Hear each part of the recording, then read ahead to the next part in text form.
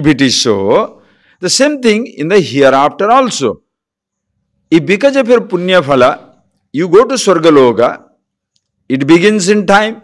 Kshine punye martyalokam vishanti. It will be lost in time. That is why they don't accept this eternal heaven and eternal hell. Because there can't be two eternals. Eternal, one. There cannot be two timelesses. Then both will time each other. There is no two eternities. There shall be no two infinity. If the two infinity, each will make other the finite.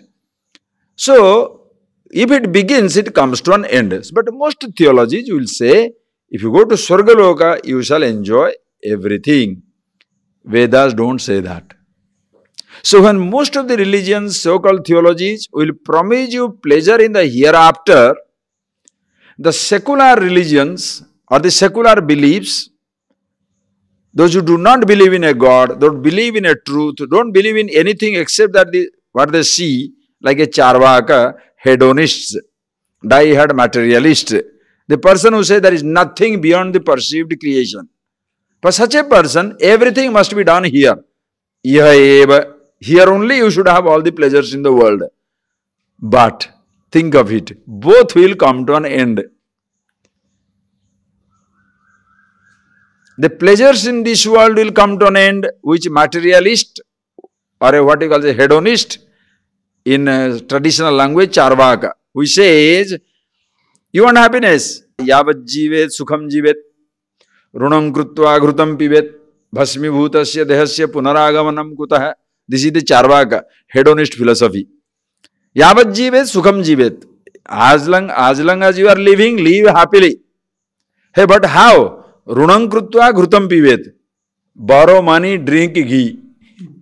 That was the concept of pleasure those days, eating. Think of it, eating more. Just eat. Runam krutva ghrutam pivet. Borrow money and drink ghee. Meaning, drink ghee means that stands for pleasure. You want to touch something, taste something, smell something, see something, hear something, don't worry. You don't have beg, borrow, steal. Don't worry. Like few days back, the whole world was doing. The whole market collapsed. Now everybody is collapsing.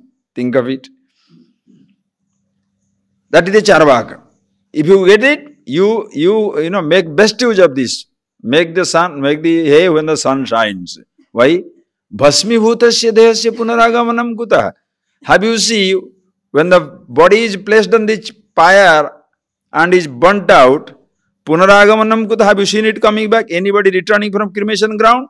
Nobody ever. So as long as you live, live happily. Borrow money and enjoy. But who shall lend whom? He doesn't say. Borrow. Borrow from whom? And who is lending whom? Everybody is suppose getting in that mode. Then who is going to give whom? But that is how the mindless indulgence is. So, yavat jivet sukham jivet runam krutva ghrutam pivet. Have you seen anybody coming back? There is no hereafter, nothing. So the average persons, ordinary persons, the so-called secular perception is happiness means indulgence.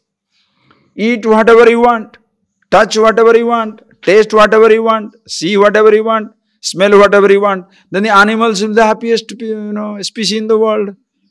There should be no problem at all. Think of it. Or a man who is living, a person who is living like an animal will be the happiest person in the world.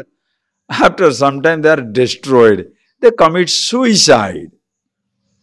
Purposeless it becomes. Just think of it. Because if it begins, it comes to an end.